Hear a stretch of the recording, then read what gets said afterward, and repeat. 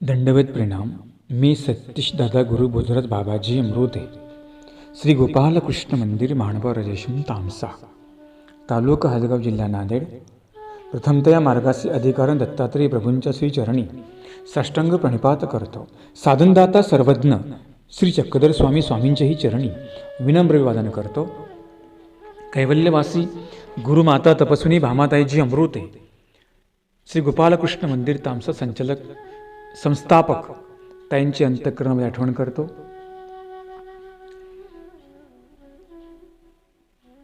आदरणीय श्रद्धेय विद्या गुरुवर्य तडगाव निवासी बाबांना दंडवत प्रणाम. आदरणीय श्रद्धेय गुरुवर्य तामसा निवासी श्री गोपालकृष्ण मंदिर संचालक दादांनाही दंडवत प्रणाम. आणि ज्या ठिकाणाहून आपली पोथी ऑनलाईन प्रसारित होते आहे ते स्थळ म्हणजे श्री गोविंद गुरुकुल मानवाश्रम भानखेडी. या आश्रमाचे संचालक बाबांनाही दंडवत प्रणाम. या ग्रंथाचे लेखक आदरणीय श्रद्धेय ज्ञानमहर्षी चिंतनीजनक बाबांनाही दंडवत प्रणाम. अमृत प्रवर्तक या ग्रुपमध्ये सहभागी असलेल्या आणि अमृत प्रवर्तक या ग्रुपच्या माध्यमातून अनेक ग्रुपमध्ये श्रवण करत असलेल्या सर्व अच्युत गुरुदेवाची दंडवत प्रणाम. अमृत प्रवर्तक व्हॉट्सअप नंबर आणि कॉलिंग नंबर आहे 94 052 75 075. एक सूचना, एक अपूर्व भेटकाळ श्री गोविंद गुरुकुल महानुभावाश्रम भानखेडी या ठिकाणी संपन्न होतो आहे. तो म्हणजे श्री दत्तात्रेय प्रभूंचा रोट उपहार महोत्सव दिनांक 24/12/2021 वार शुक्रवार या रोजी संपन्न होतो आहे. तर मी प्रामुख्याने जे ग्रस्तन्यायी अनुयायी आहेत, नामधारक आहेत, वासनिक आहेत, परिसराच्या बाहेर आहेत किंवा आपल्या काही ग्रुपमध्ये आहेत, त्या सर्वांना एक भेटकाळाचा अवसर लाभ आपण प्राप्त करावा. या रोट उपहारानिमित्त अनेक अधिकरण साधू संतांचं आगमन या श्री गोविंद गुरुकुल भानखेडीमध्ये होणार आहे. याच ठिकाणी आल्यानंतर तुम्हाला मी जे आपल्या आचार्यांचं जे विरस्थान आहे, तपोभूमी, तेही तुम्हाला या ठिकाणी बघायला भेटेल. त्याचप्रमाणे गोविंद प्रभूंचं एक स्थान आहे, तिथे आमच्या गोविंदप्रभू बाबांनी विडा वाहिला, ते स्थान तुम्हाला वंदन करायला भेटेल. आणि याही मंगल अवसराचा तुम्हाला लाभ भेटणार आहे. म्हणजे मी ग्रस्तांसाठी बोलतो आहे. त्याचप्रमाणे आपली जी पोथी चालते ती ऑनलाईन इथूनच चालते. कुठून? श्री गोविंद गुरुकुल महानुभावाश्रम भानखेडी. तुमची आणि माझी पण भेट होईल. ज्या ग्रुपमध्ये सहभागी आहेत किंवा जे ते निरूपण ऐकतात सद्भक्तांची माझी भेट होईल. आणि म्हणून येत्या 24 तारखेला ग्रस्तनुयायी पुरुष भावी श्री अच्युत गोत्रे परिवाराने या भेट काळाचा, या सोहळ्याचा लाभ घ्यावा अशी मी आपल्याला या गादीवर विराजमान असलेले आदरणीय श्रद्धेय कविश्वर कुलाचार्य कारंजेकर बाबाजी बाबांच्या वतीनं आपल्या सर्वांना या ठिकाणी निमंत्रित करतो. त्याचप्रमाणे आश्रमस्थ परिवाराच्या वतीने निमंत्रित करतो. आपण सर्वांनी येऊन या ज्ञानसत्राचा, भेटकाळाचा, त्याचप्रमाणे प्रसादतुल्य जे विशेष आहे तेही आपल्याला त्या ठिकाणी करायला भेटेल. आणि विविध सोहळे या ठिकाणी संपन्न होणार. तर मी ग्रस्त अनुयायी जे आहेत, ग्रस्त बांधवांना, भगिनींना सांगतो की आपण सुद्धा या कार्यामध्ये सहभागी व्हावं आणि प्रसादाचा, भेटकाळाचा लाभ घ्यावा. दंडवत प्रणाम. दंडवत हो. श्री दत्त कवच महाभाष्य हे आपण श्रवण करत आहोत. आपली काल 5वी टीका संपली आणि शेवटी आपण कवींनी सांगितलं की परमेश्वराला अनन्य भावे जो शरण जातो, जो परमेश्वराची सर्वी देवी देवतांची भक्ती न करता, जीवाची भक्ती न करता जो जीव मला अनन्य भावे शरण येतो त्यालाच मी आपला आनंद देतो. किंवा जो अनन्य भावे अहोरात्र दत्तात्रेय प्रभूंची स्तुती करतो, निष्काम कर्मयोगी बनून जो दत्तात्रेय प्रभूंची स्तुती करतो, त्या जीवाला दत्तात्रेय प्रभू आपली करुणा करतात, आपला आश्रय देतात आपला आधार देतात. त्याचप्रमाणे जो कशाच्या आश्रित नाही, निराश्रय आहे, त्याला फक्त एका परमेश्वराचा आश्रय आहे. प्रपंचामध्ये किती काही पदार्थ राहो, तो त्या पदार्थांचा आश्रय करत नाही. जो त्या पदार्थांच्या वेगळा होऊन आपलं जी मन आहे तो भक्तीमध्ये एकवट करतो, किंवा जो भक्तीमध्ये तल्लीन होतो, किंवा जो रममाण होतो, तो अनन्य भक्त म्हटलेला आहे. एका देवाशिवाय त्याचं मन कशामध्ये रमत नाही. उदाहरणार्थ प्रेमिया, जो प्रेमी असतो तर देवाला सोडून त्याला दुसरं काहीच त्याला आवडत नाही. ज्ञानी तर इकडे तिकडे पळू शकतो, परंतु प्रेमिया जो असतो सदा सर्व काळ तो देवाच्या श्रीमूर्ती जवळच राहतो, सन्निधानामध्ये राहतो. भक्त कशाला म्हटलं? जो कधी विभक्त होत नाही तो भक्त. आपण भक्त कसे आहोत? आपण काही स्वार्थ असेल देवाला पकडू, स्वार्थ संपला की देवाचे वेगळं होऊ, म्हणजे आपण कसे झालो? विभक्त झालो. फक्त स्वार्थापुरते आपण भक्त, आपला देवाने स्वार्थ पूर्ण केला की मग पुन्हा विभक्त. काही दुःख झालं की देवा मी तुझा भक्त, दुःख सर्वच काही सुख भेटलं देवापासून मी तुझ्यापासून विभक्त. बरोबर आहे की नाही? जोपर्यंत काम होत नव्हतं तोपर्यंत मंदिरात जायचा, विडा ठेवायचा, स्मरण करायचं. पण देवाने आता काम केलं की मग कोणता देव, कोणता धर्म, कोणता गुरु, मग आपलं आठवतं का ते? नाही. मग आपण कसे आहोत? आपण स्वार्थी भक्त आहोत. आपण म्हणजे प्रत्येकाने तपासून पहा आपण कसे आहोत ते.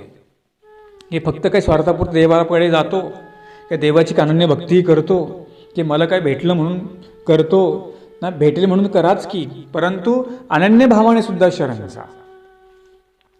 मग देवाने तुमचा हेतू पूर्ण केला ना, मग कशाला दुसरीकडे देवी देवतांकडे जायचं हो? कशाला कोणा जीवाकडे जायचं हो?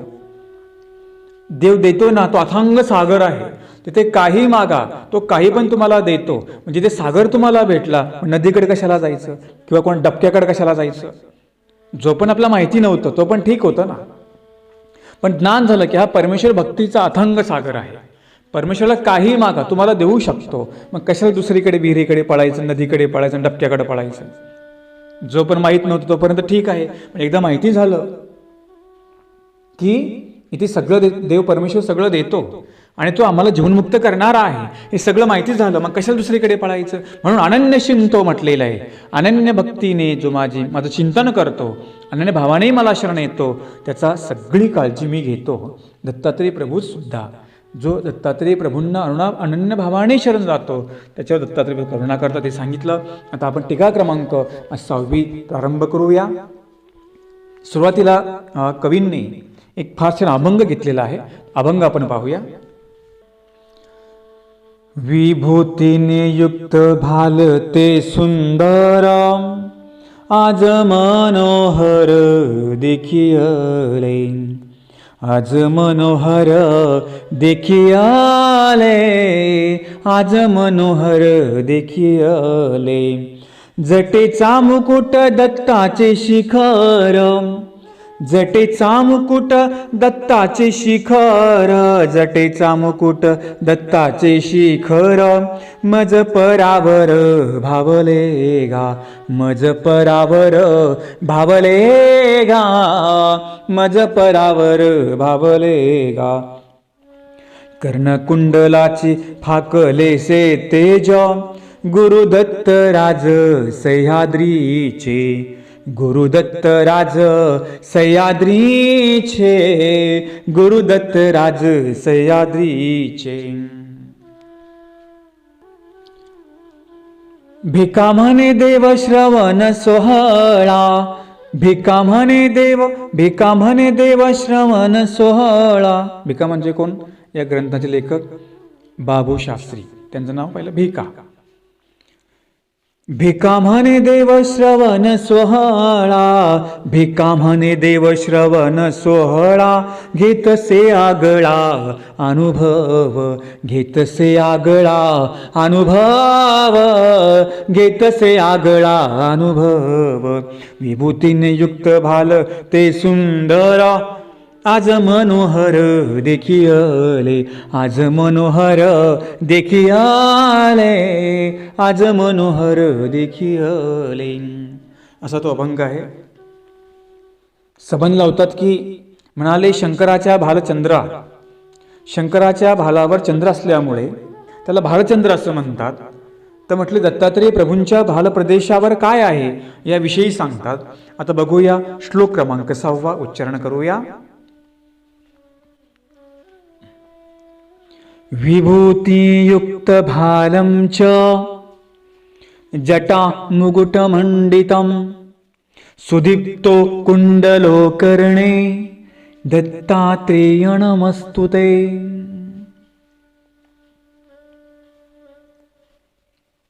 म्हणाले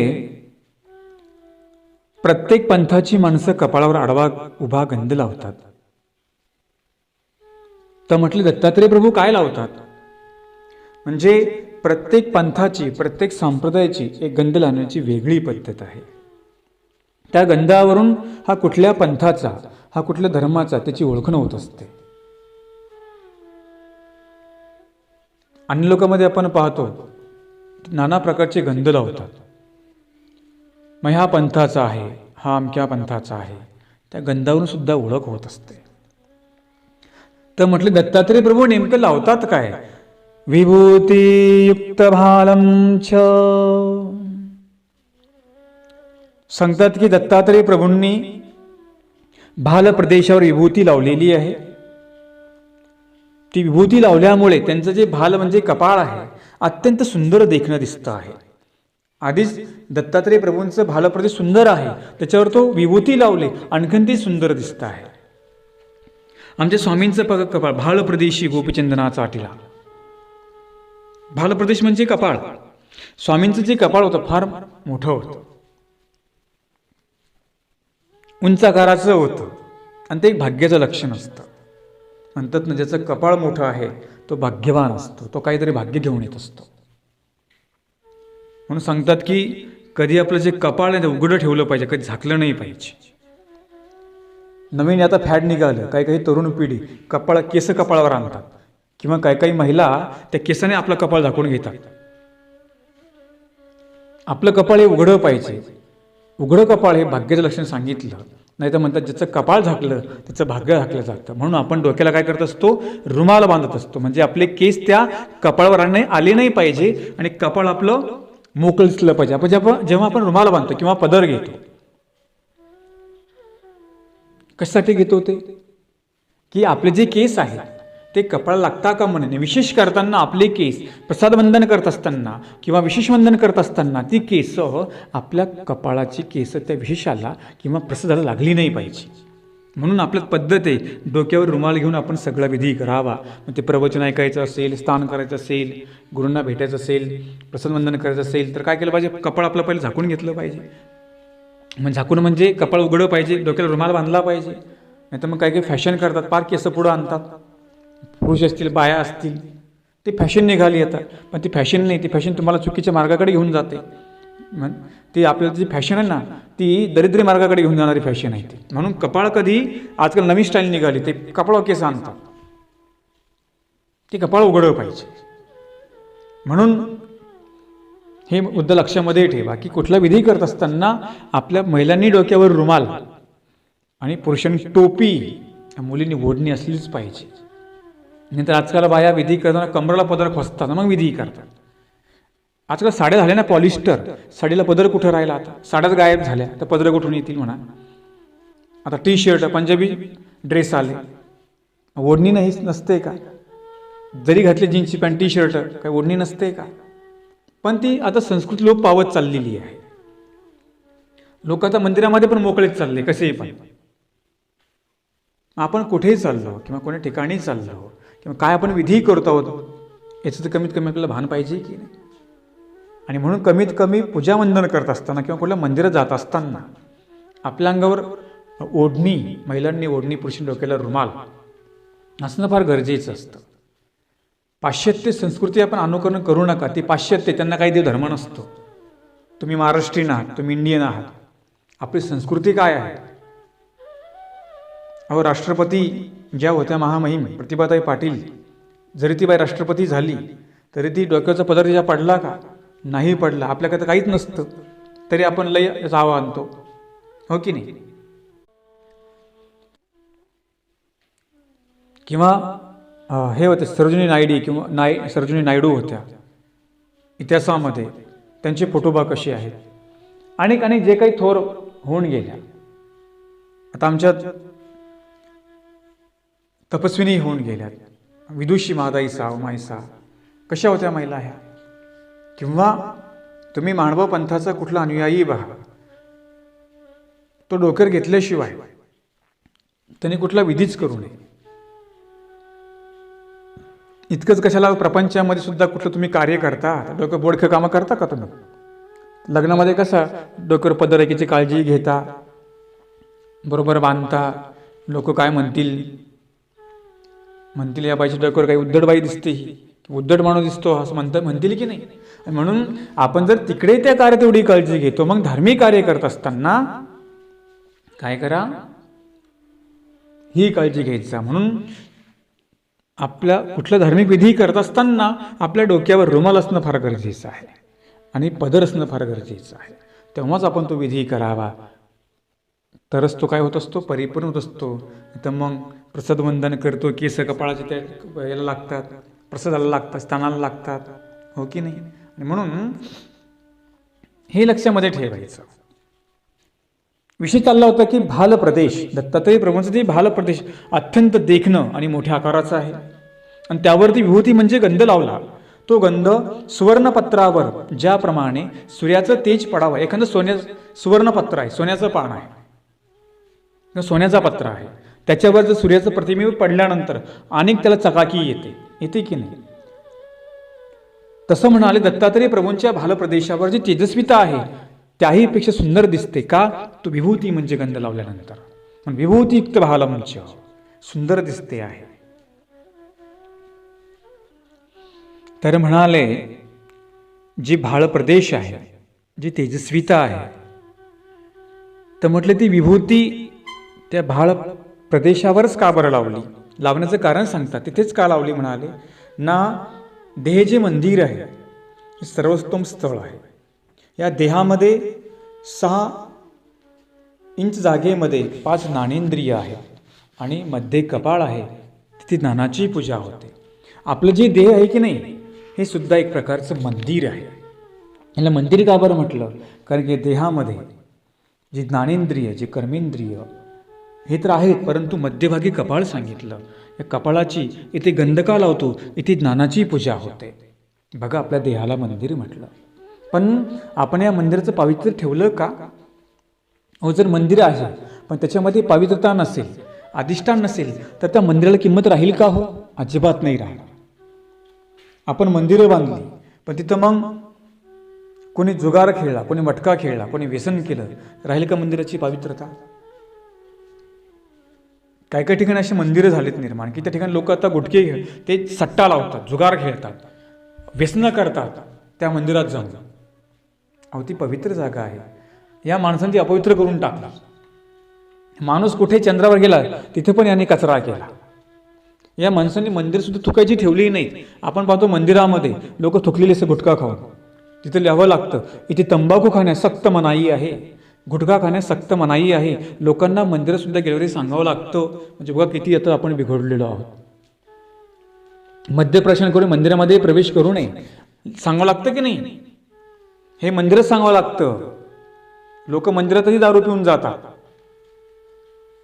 परंतु आमचे जे मंदिर आहेत तिथे मात्र निषिद्ध प्रवेश असतो. इतर ठिकाणी कसं जण काहीही करा, पण आपल्या मंदिरामध्ये मात्र असं त्याला निषिद्ध, त्याला अजिबात इथं प्रवेशच नसतो.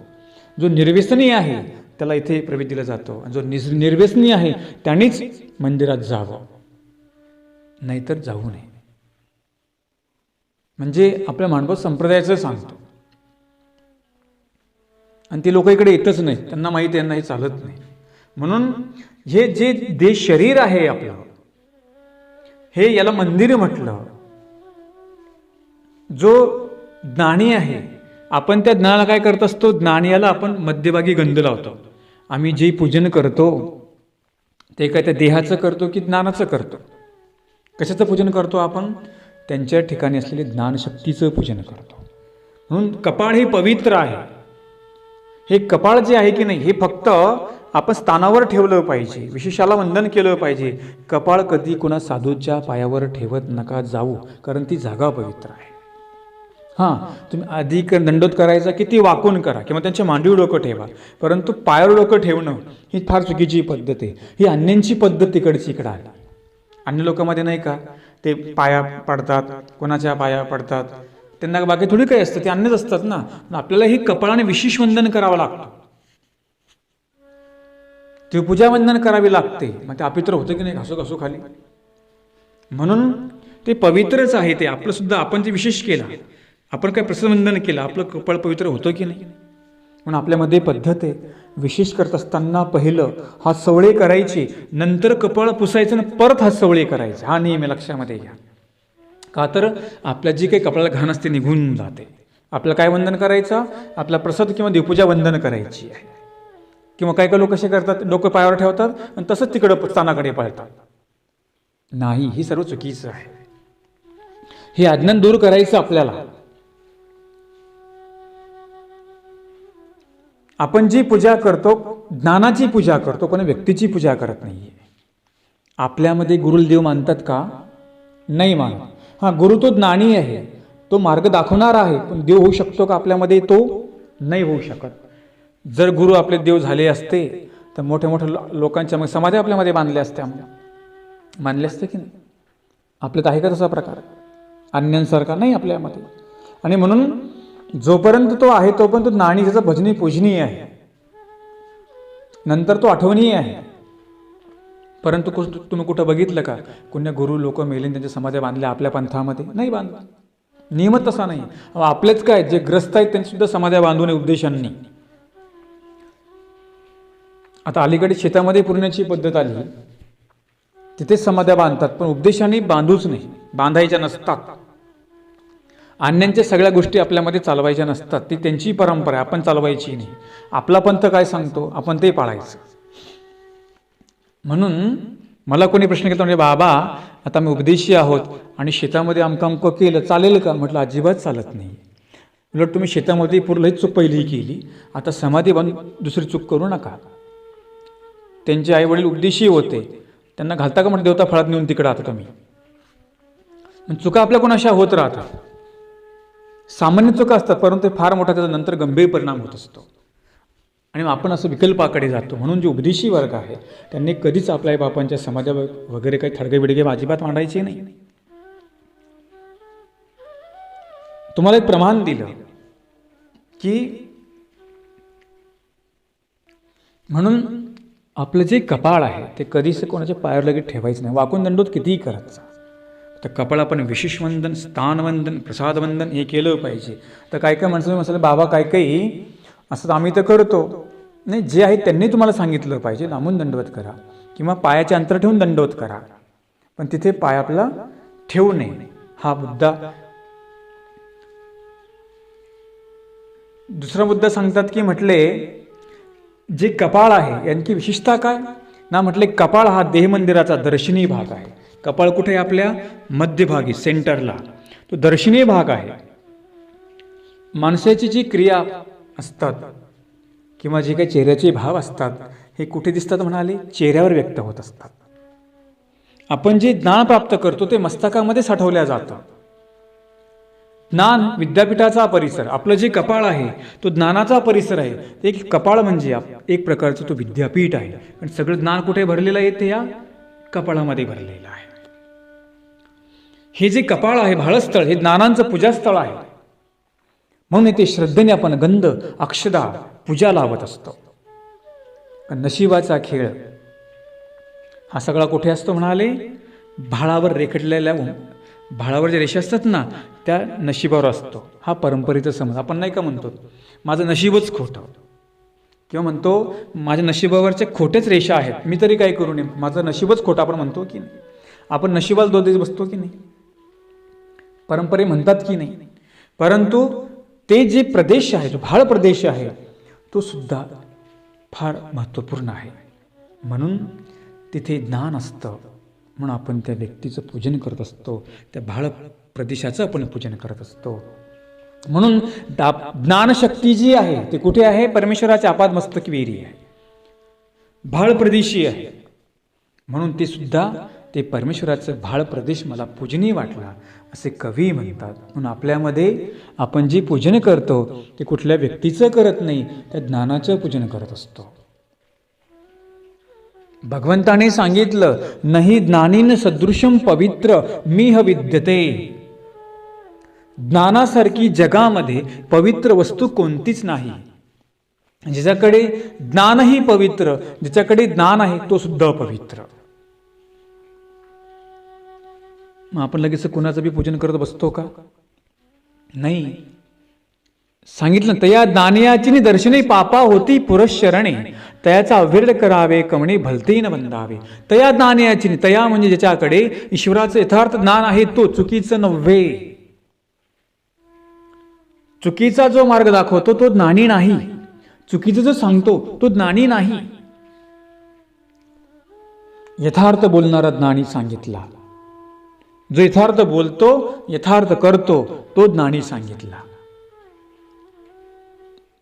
काही पण चुकीचं सांगत बसतात. आमच्यामध्ये पण काही सगळं नॉलेज काही सगळ्यांना नसतं.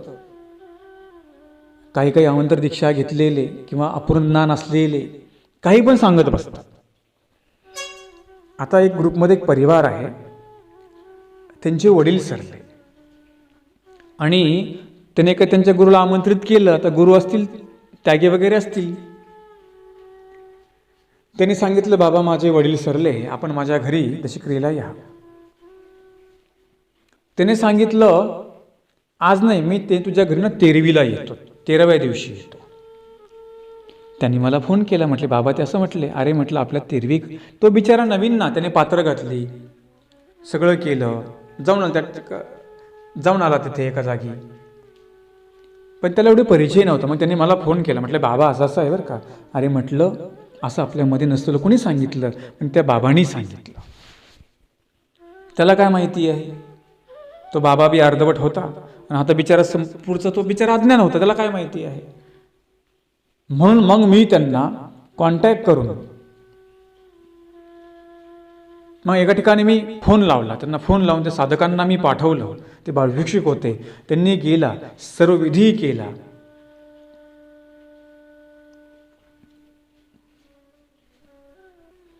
म्हणून ज्ञान फार महत्वाचं असतं, जाणीव फार महत्वाची असते. म्हणजे जो ज्याला आहे तो त्याला सुद्धा जाणीव पाहिजे, नाही तर मग असं होऊन बसतं. जर ते साधू आले 13व्या दिवशी त्यांनी काय केलं असतं, पारायण काय उपयोग झाला असता का? आणि आपल्यामध्ये 13वी करतात का, ते 12वी करतात का? जे काही करायचं 10 दिवसामध्ये करायचं. दशक्रिया पात्र कधी घेतली जातात? 10 दिवसामध्ये घेतली जातात. 10व्या दिवशी ज्या घरी जो कोणी वारले उपदेशी त्या घरी पारायण करावं लागतं. नाही साधू भेटले, कुठे मार्गातून पारायण करावं लागतं. परंतु ही चौकशी करत जा, किंवा जो सज्ञ नाही त्याला विचारपूस करत जा, आणि मग त्यांचा तो विधी झाला परिपूर्ण. तो माणूस रडायला लागला, विचारा बाबा फार विधी चांगला झाला, आम्हाला काय माहिती नव्हतं. म्हणजे काय झालं, आपल्यातले काही काही चुकीचं सांगतात, आमच्यातले पण काही काही चुकीचं सांगतात. जर होत असेल तर सांगा, नाहीतर मग त्यांना सांगा बा दुसरं तुम्ही कोणी बघा. तुमच्या स्वार्थासाठी त्याला देऊन ढकलू नका ना. आणि आपल्यात काय 13वी करतात का? ज्ञानोबा पंथामध्ये काय होतं का 13वी करून?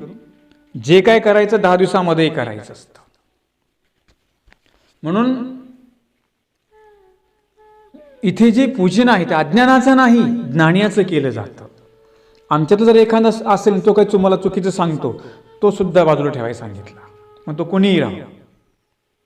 धर्म काय सांगतो, यथार्थ काय आहे. म्हणून आमच्याही साधकांनी असं कुणाला कधी म्हणजे चुकीचं सांगू नये, आणि तुम्ही पण चुकीचं ऐकू नये. 10 लोकांना विचारत जा की नेमकं बाबा काय आहे.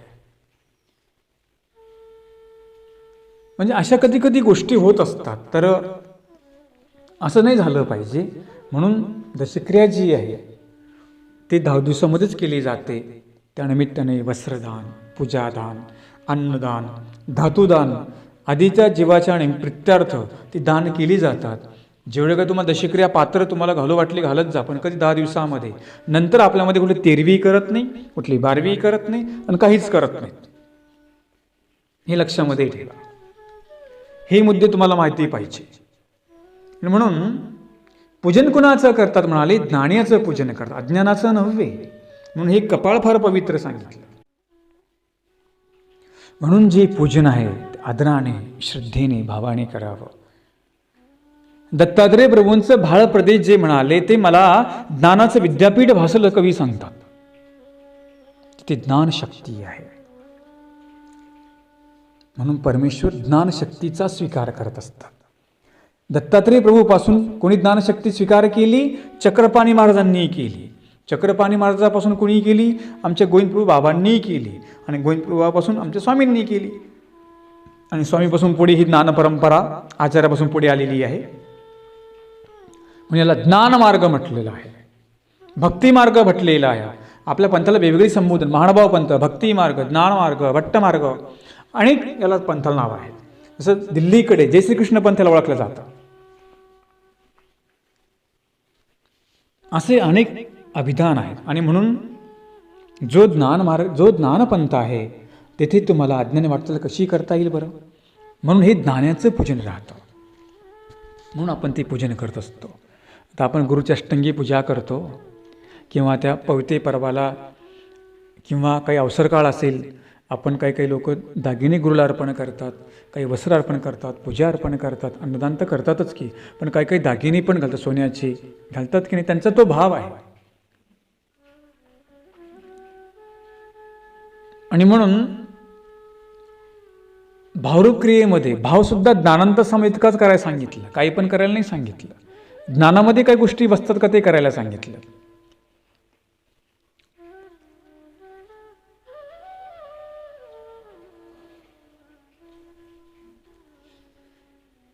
त्यांनी जे सांगितलं भाळस्थळ हे किती पवित्र सांगितलं. आणि नशिबाच्या रेषासुद्धा या भालप्रदेशी उमटलेल्या असतात. परंतु नशीब बदलण्याची ताकद आपल्यामध्ये असते. अरे सगळे काही नशीब घेऊन येत असतात का? काही असतात नशीब घेऊन येत असतात. काहींना प्रयत्न करावा लागतो. समजायचं आपल्याला प्रयत्न करावा लागला हे आपलं नशीब आहे, देवाने आपल्याला दिलेली संधी आहे. म्हणतात ना, जे आयतं भेटतं त्याची किंमत नसते, जे कष्टाने कमवलं त्याची किंमत असते. एखाद्या बापाने जर मुलाला आयती प्रॉपर्टी दिली, त्याला बापाची किंमत राहील का? अजिबात राहणार नाही. तो मुलगा तरी किंमत करेल का? अजिबात नाही करणार. ज्याने कष्टातून कमवलं, आपल्या प्रयत्नाने कमवलं, नशिबात नव्हतं परंतु त्याने कमवलं, त्याला त्याची किंमत राहते. नशीब बदलवण्याची ताकद आमच्या हातामध्ये आहे. जरी तुमच्याकडे काही नसेल तरी चालेल, परंतु काय पाहिजे? फक्त देवाची कृपादृष्टी पाहिजे, देवाचा आशीर्वाद पाहिजे, बस. काही बदलू शकतो आपण. तर म्हटले नशिबाच्या रेखा बदलतात, याला प्रमाण द्या की म्हणाले. एखादं प्रमाण सांगतात की सुदाम्याचं प्रमाण देतात. पाहत्या सुदाम भाळी विधीने लिहिले की भीक मागावे, त्या लिखिता ते मोडोनी, त्या लिखिता ते मोडोनी, हरीने लिहिले न भीक मागावे. गोपालकृष्णांनी सुदामाच्या जीवनामध्ये बदल करून टाकला, त्याचं जीवन पूर्ण बदलून टाकलं. त्याच्या भाळावर जे विकसित होतं, जे संकोचित होतं कर्तृत्व, त्याला विकसित करून टाकलं. सुदामाच्या भाग्यामध्ये होतं का सुदाम नगरीचं? परंतु देवाने त्याचं भाग्यच बदलून टाकलं. फक्त एका अक्षरामध्ये बदल केला, सुदामाचं भाग्य बदललं. भीक मागावे आणि सांगितलं, हरीने सांगितलं भीक न मागावे. न शब्द वापरला, सगळं बदलून गेलं. सुदाम्याला सुवर्णनगरी दिली.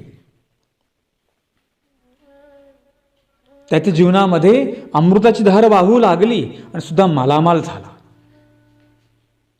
सर्व धन ऐश्वर संपत्ती सुदामाच्या नगरीमध्ये निर्माण केली. कोणी केली? भगवंतांनी निर्माण केली. पण कधी? त्याने सुद्धा देवाशी तशी जवळीक केली होती. तर म्हणाले सुदाम का दरिद्री झाला होता? लहानपणी गोपालकृष्ण महाराज आणि सुदामा हे दोघं चांगले मित्र, अतिशय जीव लावायचे. बघा, मैत्री कशी असावी? सुदामा आणि कृष्णासारखी असावी.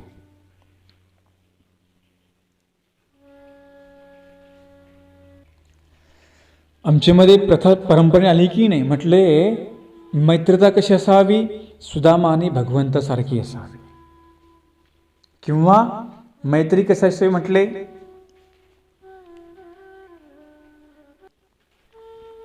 सुदामा आणि गोपालकृष्णासारखी मैत्री असावी. मुद्दा सांगू लागलो की जेव्हा हे लहानपणी दोघं संदीपानीकडे शिकायला होते, कोण, सुदामा आणि भगवान कृष्ण. एक दिवस ते रानामध्ये गेले. आता पूर्वी काही गॅस थोडी होते, आणि मग ती लाकडं गोळा करण्यासाठी ऋषी त्यांच्या गुरूंनी गोपालकृष्णांना आणि सुदामाला रानामध्ये पाठवलं. पण आईने, गुरुमाता संदीपानींची पत्नी होती गुरुमाता, तिने सांगितलं, अरे ना सोबत काय घेऊन जा, तुम्हाला उशीर लागेल, या कृष्णाची काळजी घे बरं का. संदीपानींची पत्नी देवाची खूप काळजी घ्यायची. त्यांनी सुदामाला ते पोहे दिले आणि त्याला सांगितलं की जा. दोघं शेतामध्ये गेले. शेतामध्ये गेल्यानंतर रात्री धोधो पाऊस पडला, आणि पाऊस पडताना याची जी म्हणजे ते गठुडं होतं, ते जे काही तांदूळ दिलते ते सुदाम्याकडे दिलते. सुदामा म्हटला, कृष्ण कृष्ण, मला ना खूप भूक लागली, मी थोडं खाऊ का. देव म्हटले, तुझा जो हिस्सा तो खाऊन घे, माझ्यापुरतं राहू दे. तो म्हटला ठीक आहे, काय हरकत नाही. आणि मग खाता खाता सगळं सुदाम्याने खाऊन घेतलं. कोणी, सुदाम्याने. स्वतःचंही खाल्लं आणि देवाचं खाऊन घेतलं. आणि मग देव उपाशी राहिले. हे मातेला समजलं. माता म्हणते, का रे, तू दोघांनी वाटून घेतलं का. सुदा म्हणतो, नाही आई, माझ्याकडून चूक झाली, माझं मी खाऊन घेतलं, देवाचं पण मी खाऊन घेतलं. आणि मग सांगतात की तो प्रसंग हा सुदामाच्या जीवनामध्ये, जेव्हा सुदामा आपल्या घरी गेला, हा दरिद्री ब्राह्मण होता, काही याच्याकडे नव्हतं, परंतु याच्याकडे संपत्ती कोणती होती, देवाच्या मैत्री संपत्ती होती. भगवंताचा एवढा जीव सुदाम्यामध्ये होता. सुदाम्याचं पण निस्वार्थी देवावर प्रेम होतच की होतं. मग देवाला सुदामा आवडायची. असं आपण महाभारतामध्ये पाहतो, कर्ण आणि दुर्योधन. जरी दुर्योधन हा एवढा वाईट होता, तरी पण कर्णाने त्याला शेवटपर्यंत साथ दिली की नाही, का, त्या मित्राचा उपकार माझ्यावर आहे म्हणून. पण असं आता नाही बरं का, एखादा मित्र वाईट करत असेल म्हणून त्याला साथ द्यायची नाही. तर मैत्री त्यांनी सांगितली, म्हणजे संकटाकाळी सुद्धा आपण आपल्या मित्राची साथ नाही सोडली पाहिजे. याचं उदाहरण म्हणजे दुर्योधन आणि कर्ण. एक बाजू ही पण बघा, याचं म्हणसाल मग आपला जर मित्र किती वाईट करतो त्याला साथ देत बसा, असं नाही करायचं. जर तो खरा असेल, प्रामाणिक असेल, तर त्याला साथ द्या. जो संकटामध्ये असेल, दुःखामध्ये असेल, तरी पण त्याला साथ द्यायची. याला म्हणतात मित्रत्व. नाहीतर मग मित्र असे असतात, काही प्रसंग युद्धाचा काही वगैरे आला की म्हणतात, तुम कपडे संभालो, हम तुझ्या पाठीमागं आहो म्हणतात. हो की नाही. काय म्हणतात ते, तुम्ही लढा, आम्ही तुमचे कपडे सांभाळतो. असं चालेल का. जर त्याच्यावर काही संकट आलं मित्रावर, तर आपण सुद्धा त्याच्या खांद्याला खांदा लावून उभं राहिलं पाहिजे. याला मैत्री म्हणतात, आणि ती निर्मळ असावी लागते. जसं गोपालकृष्ण महाराज आणि सुदामा ही जी मैत्री होती, ही अतिशय सगळ्या जगाला तो आदर्श होता. आणि ही मैत्री आपण बघितली महाभारतामध्ये. आणि मग शेवटी हा ब्राह्मण काहीच्याकडे नाही, देवाकडे आला. आपल्या सर्वांना ती स्टोरी माहिती आहे, ती लीला माहिती आहे. आणि मग पत्नी म्हणते, अरे तुमच्या मित्र एवढा तो मित्र आहे ना तुमचा गोपालकृष्ण, सगळं काही देतो, तुम्हाला का बरं देणार नाही. सुदामा म्हणतो, अगं त्याला मी कोणे तोंडाने मागू. मग तो कथा सांगतो, ही जेव्हा मी रानामध्ये गेलो ना, तेव्हा मी ते देवाचा हिस्सा खाऊन घेतला. आता मी त्याला काही दिलंच नाही, त्याला मी अर्पण केलंच नाही, तर मी कोण्या तोंडाने मी त्याला मागू. पत्नी म्हणते, अहो देव उदार आहे, हो तुमचा मित्र खूप उदार अंतःकरणाचा आहे, अहो तुम्हाला तो माफ करेल, जा तुम्ही. एक चूक आपली त्या सुदामाला नेहमी त्याच्या मनात त्याला सतत होते की मी देवाचं खाल्लं, देव त्या उपाशी राहिले. नेहमी त्याला वाटायचं माझ्याकडे देण्यासारखं काही देवाला काहीच नाही आहे, पण देवाचंच मी घेतलं. खंत मात्र सुदाम्याला शेवटपर्यंत होती. हे प्राश्चित त्याला होतं, हे रडणं त्याला येत होतं. सुवर्ण नगरी दिली म्हणजे का फुकट दिली नाही देवाने, लक्षामध्ये घ्या. असा अनुताप त्या सुदामाने केला. देव सर्वज्ञ आहे, याला काय अनुताप झाला, देवाला माहिती होतं. आणि मग पत्नी म्हणते जा, आणि मग थोडेफार काहीतरी जास्त घरात पोहे, किंवा पोहे नाही त्या काळात तांदूळ असते, तांदूळ मग दिले. आणि पाठवलं. ते द्वारपाल असतात. ते म्हणतात कोण भिकारी इथे आला. त्यांनी सांगितलं अरे जा देवाला सांगा सुदामा लहानपणचा मित्र त्यांचा आलेला आहे त्याला भेटायला. आणि मग ते द्वारपाल जातात म्हणे महाराज मला कोणतरी भिकारी आला म्हणे नाव सांगतो सुदामा. देव पटकन उठले आपल्या आसनावरून आणि पळत पळत गेले. आपलं वस्त्र खाली पडलं. देवाला याचं काही लक्ष नाही राहिलं. आणि कोण हा. लोकांना वाटलं सभेत कोणती भिकारी ब्राह्मण दिसतो हा. एवढे काय आहे. देवाने सांगितलं हा माझा प्राण सखा हा माझा मित्र आहे. हा मनाने पान चांगला आहे. हा गरीब जरी असला ना हा खूप निष्ठावंत आहे. आणि मग देवाने सुदाम्याला आसनावर बसवलं. आसनावर बसवल्यानंतर त्याचा सन्मान केला. त्याची पूजा केली. स्वतः देवाने सुदाम्याचे पाय धुतले. सत्यभामा रुक्मिणी सगळे बघू लागले हा कोण ब्राह्मण आहे. देवाचे पाय धुत आहेत. सांगतात की अगं हे ना माझा लहानपणचा मित्र सुदामा आहे. खूप आम्ही लहानपणी खेळलो. यांनी मला कधी सोडलं नाही. खूप यांनी माझी काळजी घेतली. सगळे सोडायची पण हा मला कधी सोडत नव्हता. असा माझा प्राणप्रिय मित्र सुदामा आहे. आणि सांगत असताना सुदामाच्या डोळ्यामध्ये अश्रू होते. जेव्हा देव सांगू लागले देवाच्या डोळ्यामध्ये अश्रू होते. बघा तिथे देवाची एका भक्ताची भेट होती. मित्राची भेट होती पण एका भक्ताचं देवाचं ते एक मिलन झालेलं होतं. सुदामा का देवाला विसरला का. नाही विसरला. आणि मग म्हणतो का रे वहिनीने काही दिलं असेल. देव विचारतात म्हणतात दिलं काय वहिनीने तुला. तर म्हणतो काही नाही. काय मग सुदामा. सुदामाला वाटतं एवढी मोठी नगरी हा मिष्टान्न खाणार राजा हा काय माझे तांदूळ घेणार आहे. लपू ठेवतो. आणि मग आमचे गोपाळकृष्ण महाराज जे काही आणलेलं असतं ते प्रसन्नतेने स्वीकार करतात. आणि सांगतात की सुदामा माझं पोट भरलं. काय खाल्लं देवाने फक्त तांदूळ जे काही दिलं होतं ग्रहण ते फक्त मुठीमध्ये घेतले आणि खाल्ले. ते जे काय अनाज असेल ते म्हणजे जे तांदूळ होते ते भगवंताने खाल्ले. देवाने सांगितलं सुदामा सांगितलं राहा. सुदामाला वाटलं देव सर्वज्ञ काहीतरी मला देईल. पण त्याला वाटलं याने पण विषय नाही काढला. देव पण काही नाही म्हटलं. देवाने त्याला सगळं दिलं होतं. न मागता दिलं होतं त्याला.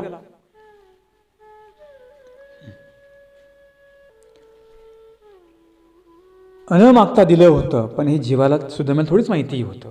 अहो देव सुद्धा न मागता आपल्याला देतो. इकडे गोपालकृष्ण महाराजांनी जे ग्रहण केलं आणि इकडे सुदाम्याची सुवर्ण नगरी तयार झाली. पण याला वाटायचं परत सुदामा मनामध्ये खिन्न झाला. एवढा मोठा मला खाली हात पाठवलं आणि मला काहीच दिलं नाही. असं दुःख करत करत करत करत महालाच्या बाहेर पडला. देव हसू लागले. देवाला माहितीच्या मनात काय चाललं ते. आणि मग निस्ता म्हटला यानेच माझं खाल्लं पण मला काही दिलंच नाही. परत तो भाऊ कोणाच्या मनामध्ये आला. सुदाम्याच्या मनामध्ये आला. देवाने माझंच घेतलं मला काही दिलं नाही. परत खिन्न होऊन निघाला. आपण करतो की नाही असं. आपल्याला देवाने काय आपण देवाला काय विडा ठेवला की देवाने पटकन माझं काम केलं पाहिजे. जसं का देव आपला बांधलेलंच घरचा आहे आपल्या आहे की नाही. विडा ठेवला लगेच बाबा लगेच लगेच देवा हे लगेच जमलं पाहिजे. आपण देव प्रेशर टाकत असतो हो की नाही. प्रेशर नाही टाकायचं. विडा म्हणजे आपण देवाला एक प्रार्थना करायची. देव करेल ना तुमचं बरोबर. तुमची वेळ आली ना देव तुम्हाला बरोबर देईल. सुदाम्याला वाटलं की मला काही दिलं नाही. आपलं पण असं होतं की नाही आपण देवसुद्धा समाधानी असतो का. काही कितीही द्या आपण अजिबात समाधानी नसतो. लालसा तशी आपल्या ठिकाणी असते. बाहेर पडला सुदामा. रस्त्याने आपल्या गावाकडे चालत गेला. मनामध्ये देवानेच माझं घेतलं. देवाने मला दिलंच नाही. माझेच तांदूळ खाल्ले. मला रिकाम्याने पाठवलं. नाना प्रकारचे विचार सुदाम्याच्या मनामध्ये येऊ लागले. देवाने त्याला इकडं सुवर्णनगरी त्याची तयार होऊन बसली होती हे त्याला माहितीही नव्हतं. अहो परमेश्वराचं काय आहे जीवाला कळतं का. नाही कळत. आणि मग जेव्हा तो राज्यामध्ये गेल्यानंतर तर त्याला वाटलं कोणाचं घर आहे नेमकं. माझं तर नाही असं. त्याने सांगितलं. मग मुलं बाळं ते गेली. त्यांच्या अंगावर दागिने सोनं नाणं कपडे अलंकार. त्याने सांगितलं तुम्ही कोण. अरे सर तुझी पत्नी म्हणे मी हा तुझा मुलगा आहे. हे कुठून झालं असं. म्हणे तुझ्या मित्रांनी दिलं. त्या देवाने आम्हाला दिलं म्हणे. तू गेलता ना म्हणे पोहे घेऊन तिकडे देवाला त्या तांदूळ घेऊन देवाला भेटण्यासाठी. बघ इकडे देवाने सुवर्णनगरी आपल्याला करून दिली. फुकट दिली का ती. सुदाम्याच्या डोळ्यामध्ये अश्रू होते. जेव्हा सुदामा भेटण्यासाठी गेला तेव्हा त्याचे अश्रू होते. त्याला काही मागायचं नव्हतं. फक्त माझ्या देवाची मला भेट झाली हे त्याला आनंद होता. हे अश्रू होते. मी तुम्हाला माहिती काय सांगितलं होतं की काही मागताना आपल्या डोळ्यामध्ये अश्रू पाहिजे. भाव व्यक्त करताना आपल्या डोळ्यामध्ये अश्रू पाहिजे. एक अश्रूने सुदाम्याच्या जीवनातलं दरिद्रता नष्ट करून दिली. जे लिहिलं होतं ना कपाळावर याने भीक मागावं, देवाने सांगितलं काही तुला भीक मागायची गरज नाही, सोन्याची नगरीत देऊन टाकली. म्हणून हे त्याने मुद्दा सांगितलं की कपाळ किती जे कपाळाचे रेषे असतात की नाही ते आपण बदलू शकतो, पण कधी परमेश्वराची भक्ती केल्यानंतर, परमेश्वर जवळीक केल्यानंतर. सुदामा एक चरित्र आपल्याला त्यांनी प्रमाण दिलं, ते थोडक्यात तुम्हाला मी सांगितलं, सर्वांना माहिती आहे. म्हणून असं म्हणायचं नाही की आम्ही सुद्धा भाग्य बदलू शकतो. आपलं भाग्य आपल्या हातामध्ये आहे, लक्षामध्ये ठेवा. आज एवढंच पाहूया, पुढचा भाग उद्या बघूया. दंडवत प्रणाम.